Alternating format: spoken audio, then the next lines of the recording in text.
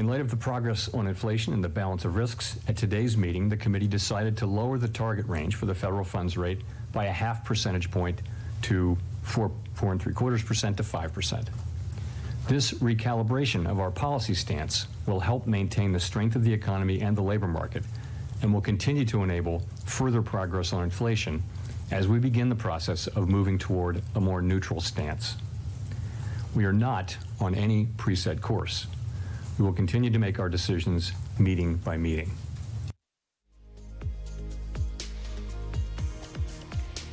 Well, the big move that everyone was waiting for, and well, the biggest talking point this morning for world markets, leaving everyone confused, which we'll of course dissect in just a bit. But the Federal Reserve, by the way, in case you've missed, has kick-started the much anticipated series of interest rate cuts with the supersized 50 bips risk reduction. Now, part of the trading fraternity was anticipating that, but we'll talk about that in just a bit. But the central bank chairman, Jerome Powell, has detailed the move, saying that it is meant to show policymakers' commitment to sustaining a low unemployment rate now that inflation has eased.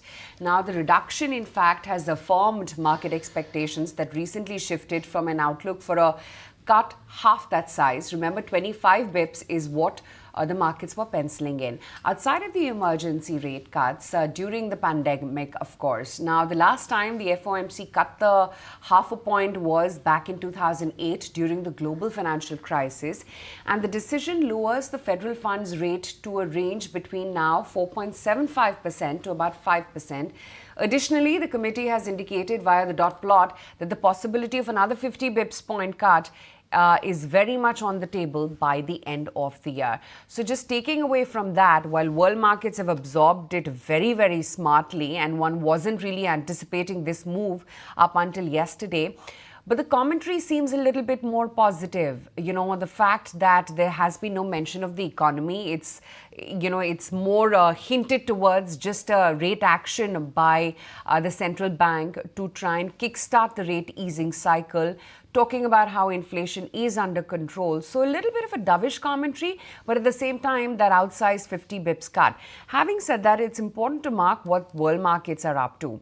And a lot has transpired between what the Fed did, how the markets reacted post that, to what we were getting up to in the run-up to the event. And just yesterday, both our markets as well as the European markets were all closing in at the low point of the day. Finally, then, the Dow managed to pick up and we closed in just about mildly soft. There wasn't any change, in fact, post the commentary coming in from the Fed for the US equity markets. In fact, if you look at the Dow futures right now, they're scaling higher by nearly about 200 points. The S&P 500, about 0.7% move there. And the NASDAQ futures as well are sitting pretty with a good 200-point move up. Asia picking up that same sentiment. Japan is on a tear, 3% of an uptick coming in there. Hong Kong up 0.6. Shanghai up a good solid 0.5%. So yeah, investors have digested this outsized Fed rate cut. Remember, from now up until what the Fed has hinted towards in the dot plot, that's the end of the year, and talking about another 50 bips cut, there will be the very important US elections as well. So a lot of this may actually change from now up until when the next Fed meet could be. So yeah, that's that. A very matured reaction, and seems like it's back to normal pretty much. Absolutely. If you like this video, then like, share and subscribe to ET Now.